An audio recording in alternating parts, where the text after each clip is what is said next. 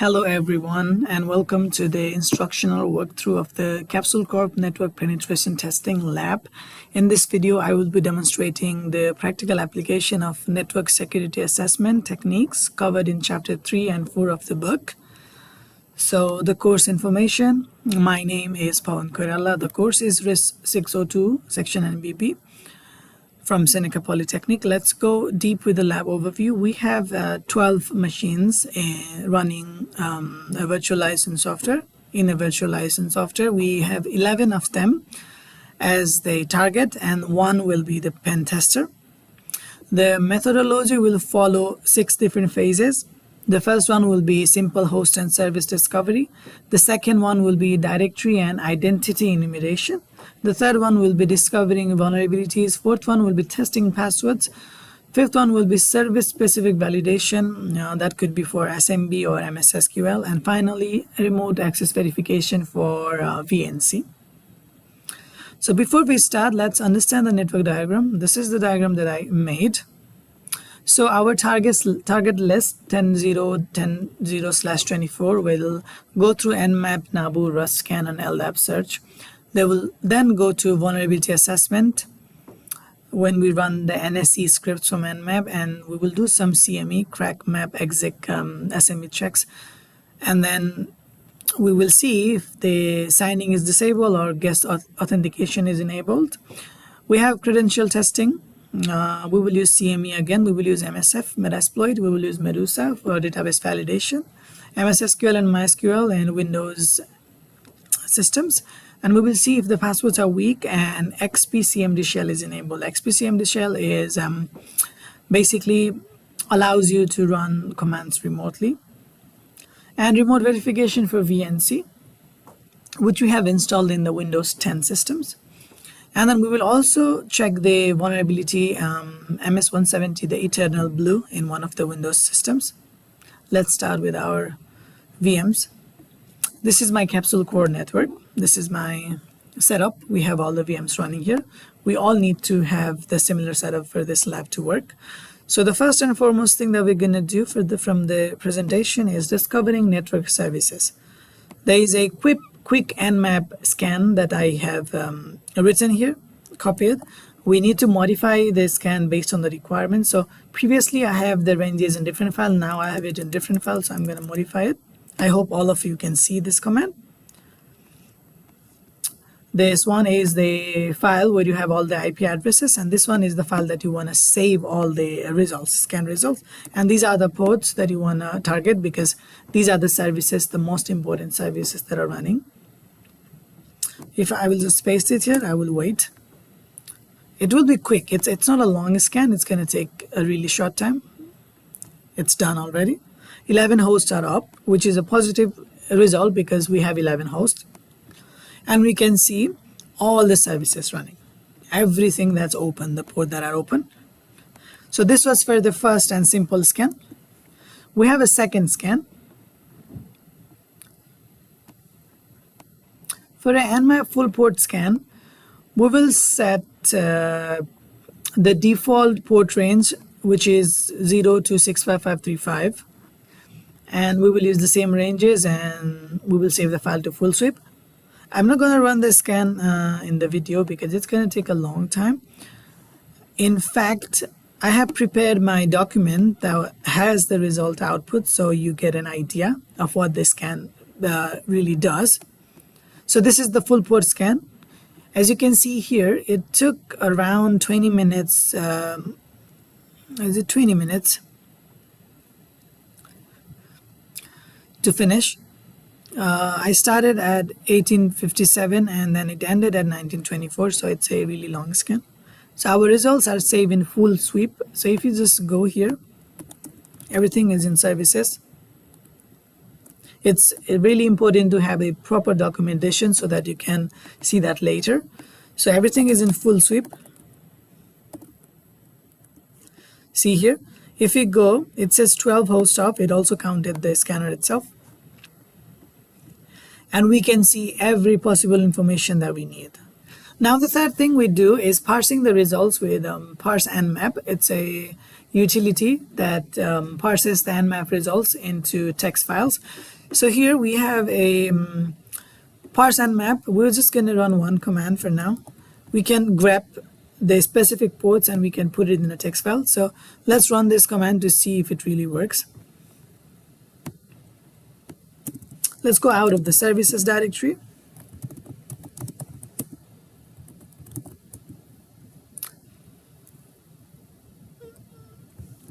Oh, let me enable Parsenmap. So it's in the source, it's in the bash script, so I have to source it.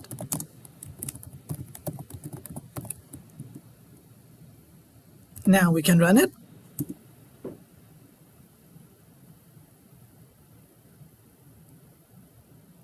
Let's wait for some time. It's gonna give it. Okay, let's get it. We can see the IP addresses with the respective ports open, and we can also see the version information because in the full scan we specified the version banner, so it's gonna grab all the required information it can get. Let's go to our own custom exercise. So the exercise is designed to use a script on a particular machine, Vegeta. So we're going to run this script on Vegeta.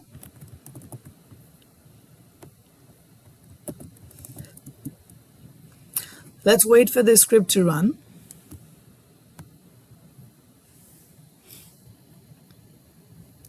So I specifically chose these ports and scripts for Vegeta because our initial scan indicated that it's running web services and Windows management interfaces. So port 80, 443 and 8080 cover HTTP and HTTPS, including alternate web ports. Port 445 is for SMB, 5985 is WinRM for partial management remotely. So I want to talk about the scripts that I'm using. HTTP enum is for discovering common web paths and directories. HTTP headers reveal service banners. So we're done with this scan. And HTTP security headers check for security mechanisms like X-frame options. And SMB OS is for fingerprinting for SMB. So now the expected results. Let's see what the result shows us. As expected, we can see that there is a Jenkins server running, and then we can see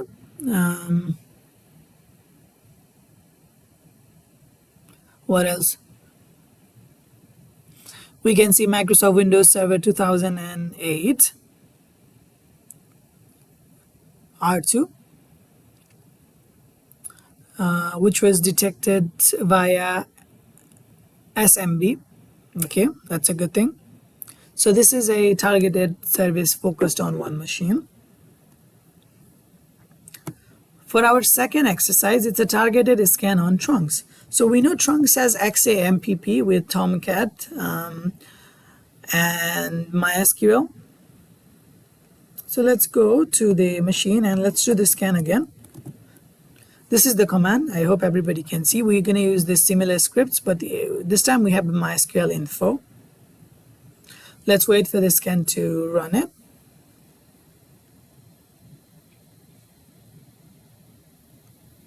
So the difference now is the MySQL info connects to MySQL and retrieves version information. It's going to retrieve version information even without requiring any MySQL credentials. So we found out that it's running MariaDB 10.3.22 version. So this is the targeted exercise that we focused on. Now let's go to exercise 2A. The reason I put A, B, C, D in one exercise is because they cannot be classified as individual exercises. They have to be one exercise with different parts to work together. NAABU is a fast scanner. It's going to scan the top 1,000 ports in these hosts, and it's going to save it to the text file. It's really simple to use NAABU.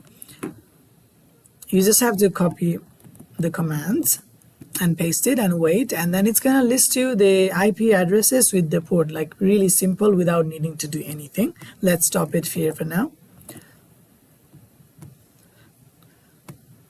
Our second tool in exercise 2 is Rust. RustScan is a little bit faster. It's similar to NAABU.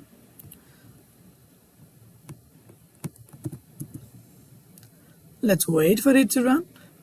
So we did RustScan to 10.0.10.203 only one machine.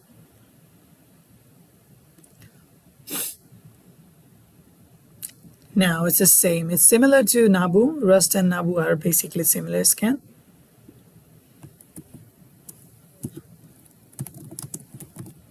And let's see our file. Where is it saved? In the presentation, it says trunks RustScan pods. I hope it's here. It's here, cat trunks port scan. And we see all the IP addresses. Sorry, all the ports in one file. Now, the reason we have this is pretty simple. After we do the RustScan, we're gonna connect this, or we're gonna feed this information to Nmap. As the presentation says, automatically pipes results to Nmap for service detection.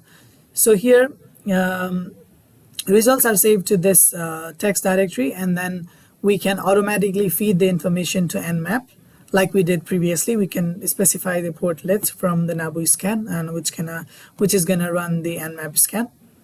Pretty good. Let's see what I did in the report for that section, so that we can recreate again if there is something important.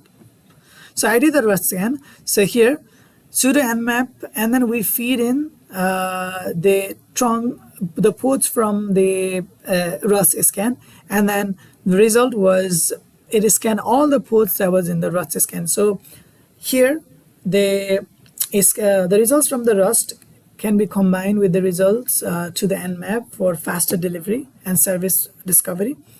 Let's see our third exercise. It's LDAP, users enumeration. This is to find out the username list for password attacks and correlation in the coming exercises. So this LDAP command will work for capsule corp.local. It's gonna look for SAM account names, and it's gonna save the information to host Goku LDAP user.txt. Okay, so let's run the LDAP. We have to copy the command. I have already copied it. Let me paste it. The LDAP password. So we expect the attacker to know the LDAP password. Now let's see our file. So we directed the outputs to host Goku LDAP users. So we go to host, we cat users.txt. Yes, so this returns all the users common names and the SAM account names for all the users, and this is a really important information because these are all the machines that we have in the domain, which can be really bad if the attacker or victim comes to know that these machines exist. Now there is another LDAP command for computer and OS enumeration. So this command is a classic command, and it's better than the first command that I provided. I consider these two as the same exercises. I didn't put it to exercise 2D because I think this and this come in the same category. So let's copy the command and paste it. Okay, so let's copy and put it.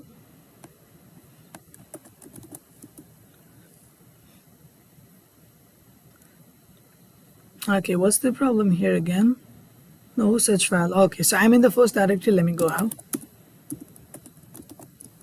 Let's wait. Okay, it's done.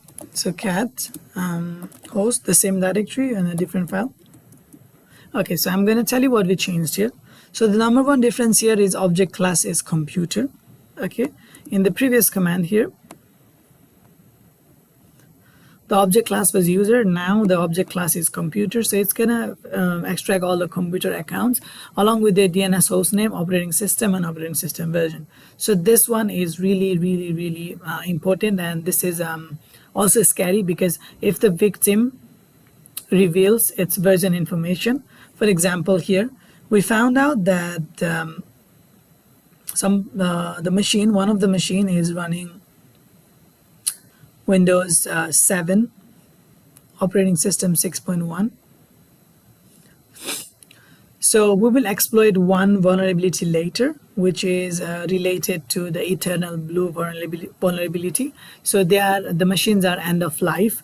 So if they come, the attacker come to know that the machine used is already end of life, then we can target an eternal life vulnerability, which we'll exploit later. So the operating system version is a really powerful tool to use in LDAP search. Okay, so this is the chapter 4, discovering network vulnerabilities. We will be discovering vulnerabilities in the system, and we'll be assessing them based on the credentials. So the first one is Windows version identification using CME. So we're going to run the crackmap exec command, which is going to check the exact Windows version and build numbers, and most importantly, it's going to check if the SMB signing is enabled or disabled. Let's run it.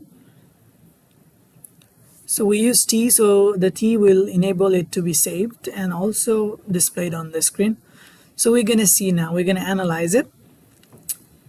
So whenever we see signing is false, it means that it's vulnerable to SMB attacks. Okay, this is a really good information. So we see that signing is false in almost all of the machines, which makes them vulnerable to SMB attacks, which we're going to use later. Now, the second second exercise in the chapter 4 is MS17-010 Detection, the eternal blue that I was talking about previously, which NAPA is running 2008. So NAPA has MS17-010. So we're gonna exploit this vulnerability. I have given the command here, you can see here. I'm just gonna follow my report, so it's gonna be easier for us to understand. So what I did is I used the MSF console and I set the auxiliary to SMB, MS17-010. I set the host. The spool is for saving the information to Windows OS.txt, and then spool off will just say just cancel the saving. It's fine. So the spool is not needed. We just need to set our host and we need to run the command. So we're gonna do it now. So first we have to run MSF. So let's wait for it to work. Let's set the auxiliary. We have set the auxiliary. Now we're gonna set the host file. So the host file is we're gonna use every Windows machine in our system. So we have to check if any of the Windows machine is configured with eternal blue. Now we're just gonna run it. Now we found out that 10.0.10.227 at port 445 is vulnerable to eternal blue, and that machine is NAPA. So we found out that NAPA is vulnerable to eternal blue. So our third exercise is building custom password list. This is a simple thing. It's just that whatever, if we find any passwords when we're enumerating the system, we record it in a file, or we put a file list of some common passwords. So in the exercise, we put a permutation of all possible combinations of password and capsule corp, and we also put our custom password so that it could be detected later, and I'm going to show you. Let's go to the brute force local administrator. So we're going to use crackmap exec to test the passwords in all the Windows systems. So we have already created the passwords list. We're going to exit the system. So here we have already created the password list. Let's cat password. So we have our password file here. We have our custom password. We have SA for the SA account in SQL. We have password 1 for the actual SA. SA is the username and password 1 is the password. We will use it. We have the common admin and we have the common password. Let's start with password. Let's run our CME. This is our CME command. We run it. So we have to get out of the directory. Okay, we're gonna run it. Let's wait.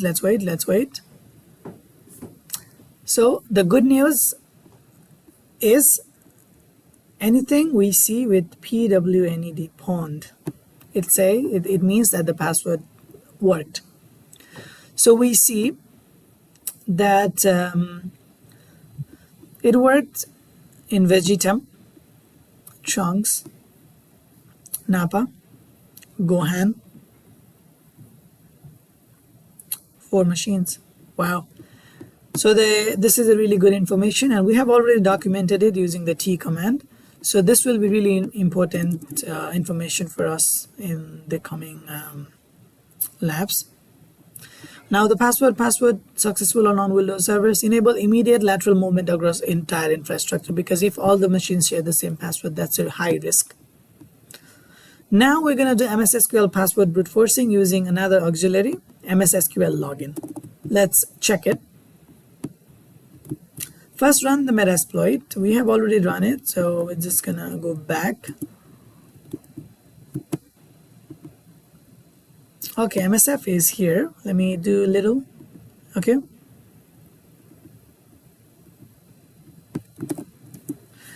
We use the auxiliary. Now let's copy the other commands. I have given the command here, and you can see it. And we set the host file to all the machines that we detected to have used MSSQL in the previous Nmap scan. That's why Nmap is really important. The reason why we did Nmap and NAABU is to get this list. And then we're gonna set username SA.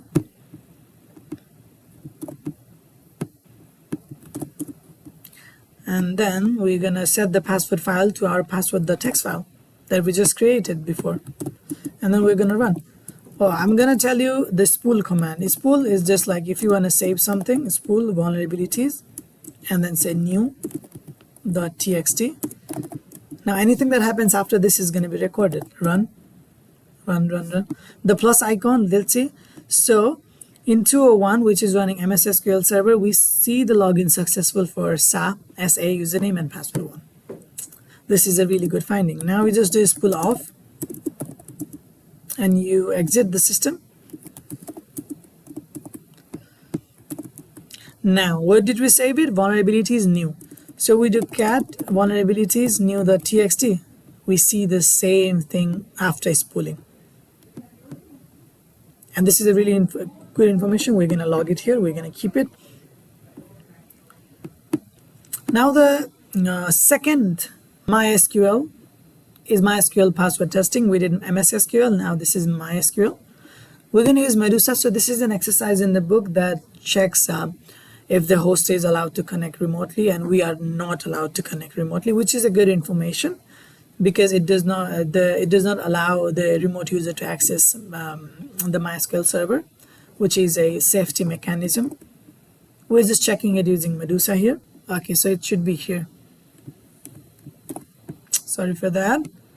It's just because of the formatting when I was making the presentation.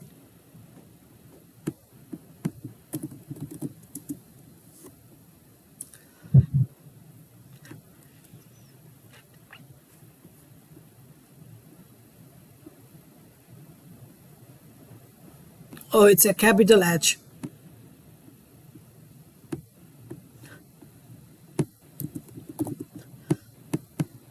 I have made some changes in the script. This is the correct working script. We're just gonna copy and paste it here. We're gonna wait. And everything is negative, which is good. Which is not good for the penetration tester. Sorry, the attacker. It's not a good thing for the attacker, but it's a good thing for us because our system is safe because we didn't allow remote access. So it says the host, which is us, is not allowed to connect to this MariaDB server, which means that remote connections are not allowed. Now let's go to VNC Service Identification. So we have to create a VNC target list. We have a VNC target list, which is Windows 10 users. We have 2 of them. So we first did an Nmap scan for 5800 and 5900, which are VNC ports. And then we saved the file to a text file. Or we can just create a file and put the host and then run Nmap scan to verify. So our VNC users are 205 and 206. And then we use Metasploit to run it. Let's try it.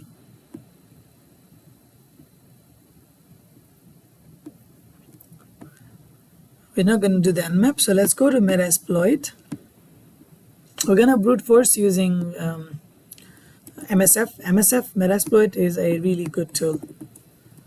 It's super easy. It's not super hard. We just need to get a good idea of how we're going to use it first. So we just set the scanner to VNC login scanner.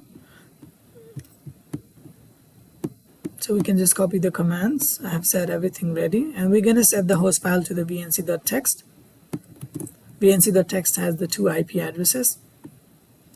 We're going to set the password file to the same password file that we created earlier, and we can run. Okay. It says login successful. Login successful to admin. So we now know that the 2 of the machines using VNC are using the simple password username admin and password admin. Let's clean the system and let's exit. Let's be prepared for the new section. So the next exercise is SMB. So before I go to SMB, I want to talk about this small thing here, Webshot. Webshot was mentioned in our document. So to install Webshot, you just have to follow the instructions in the book. It's a Ruby file. We're going to run the Ruby file to the XML output of the full Nmap scan, and it's going to direct the screenshots to this directory, and we printed verbals to see any errors. What it does, it opens the login page in the background. Like, it's not going to show the head. It's just going to open a headless login page. It's going to take a screenshot and return to us. So whatever IP we define here with the ports, it's going to go to the website, and then it's going to take a screenshot so we can know what the screenshot page looks like. Now we can move on to SMB. So this scan we already did. This is to determine if the SMB is vulnerable or not.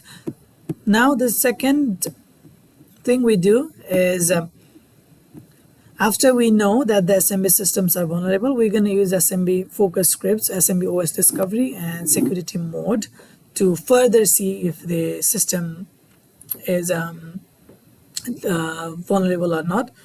Message signing is disabled, which is dangerous. Message signing is disabled, which is dangerous, but default, but it's still a dangerous thing. This is a simple Nmap scan. We're not going to do it now. Before we continue, we have as 3A that we just looked into.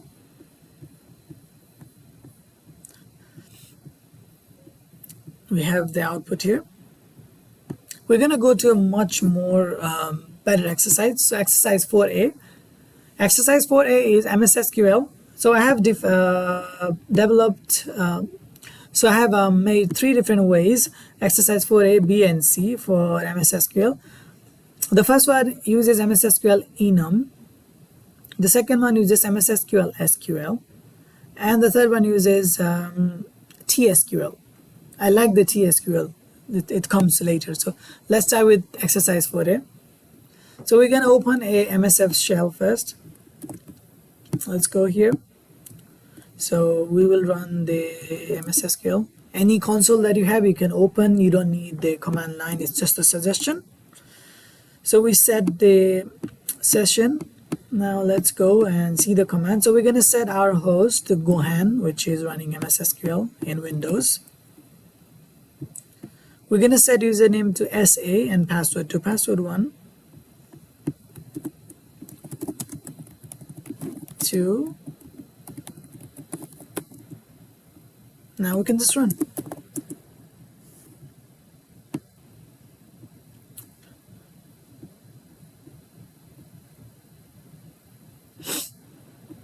Let's see what it gets us. The most important information is XPCMD shell is enabled. XPCMD shell lets us run remote commands, MySQL commands in the shell. So this, I will demonstrate this thing in the coming lab. I had done this in lab 1, But for this lab, we don't have the requirement to actually get into the system. We're just discovering vulnerabilities. We're just going to keep this in note that our Gohan has CMD cell enabled. So we're going to run this thing later in the lab. Our findings: XP-CMD cell is enabled. An SA login enabled without password expiration. Let's verify. No, accounts policy is set for password expiration is not checked for SA. So one password will be used forever. That's a really bad vulnerability.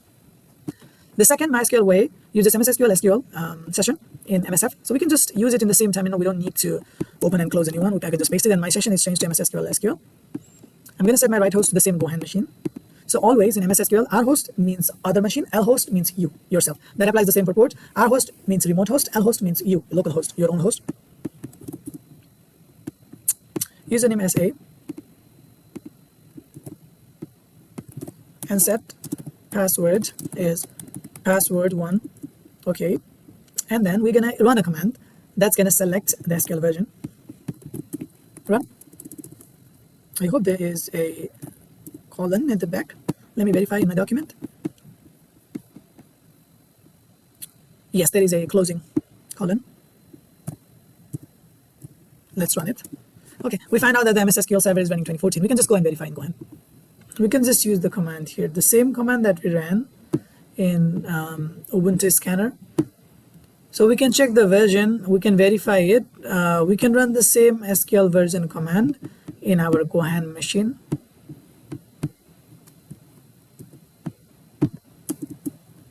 And then we can execute it. And we can see Microsoft SQL Server 2014. Now let's go to the MSSQL third way, which is my favorite way. So it uses TSQL. Let me show you what I mean. The way it executes command is good. Let me cancel everything. Let me exit this session. Okay, so it gives us a prompt. So we have to type the command. We do this command.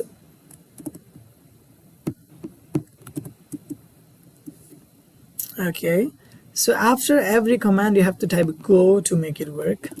Okay, we're checking if the remote command execution is enabled or not. It's 1 because we just open the SQL session. We could use SQLD, but it's a Windows functionality, so it's better to use TSQL. And we can see that XP-CMD cell is enabled. Now let's do the VNC. VNC is a simple thing we're going to do here. It's a simple protocol. It's a unencrypted protocol. Also in the report, I ran some of the other commands you can see and verify it. Maybe take a screenshot and check later. So the VNC, here we're just verifying if the service is running VNC or not. We use the Metasploit VNC non-auth functionality scanner. And then we set the host to vnc.txt and we run it and we see that they're using the VNC. Let's check the version 3.8. Now, the same version information we can track in Wireshark. Okay.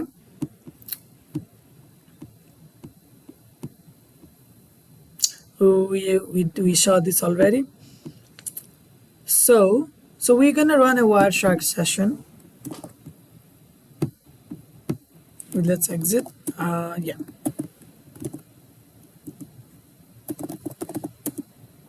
Sorry, it's a TCP dump. It's going to save all the things inside.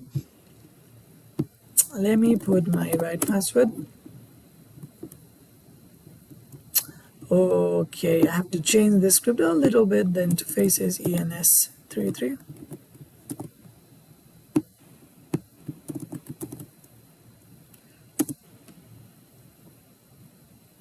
And we're also going to do Wireshark just in case.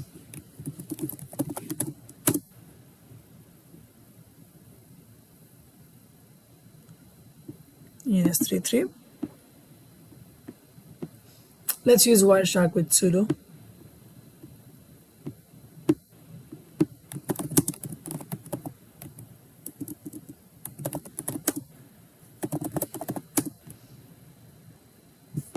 Now we can do it. Let's open a new window. Our VNC connection command is this one, VNC viewer.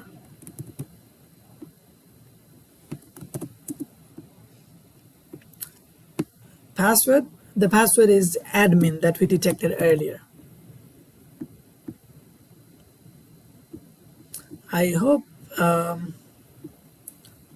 VNC password was somewhere.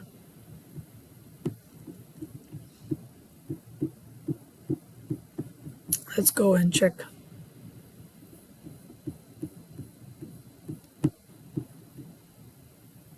This one, admin. So we know the password admin. We're gonna log in as admin. It opens a page. Connected to Yamcha, Tiger VNC. It's a simple connection.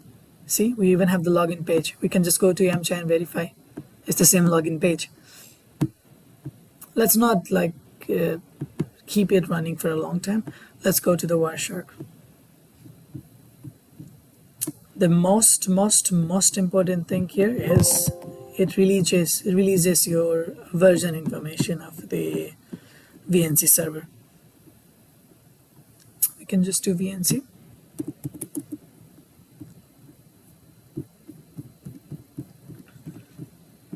Here, server protocol and client protocol version, and every traffic is in Cleartext. Although VNC does not share the information without encryption, but it does not have a proper handshake between them. Everything that is done between client and server is in Cleartext, and everybody will see it. The message is encrypted, although everything that happens in between is not encrypted. So we saw RFE version string in plain text 3.8, and VNC auth challenge response is also visible, and update screen content, everything is unencrypted. So whatever you do when you're connected to VNC, the Wireshark is going to capture it. Now let's end this class. So the key technical findings. We found out that the password was used too many times. MSSQL has CMD cell enabled, which will let us run a remote code execution. And I have an exercise in the coming lab where I will be connecting to MSSQL, and through MSSQL I will be connected to the other machine. It will be a lateral connection, one through the other, which is a really good finding. So the message signing is disabled, so we can exploit SMB vulnerability. And VNC is it's exposing the Cleartext RDPs, RD remote desktop connections with weak passwords admin, and the legacy system 2008 and Windows 7 are vulnerable to Eternal Blue.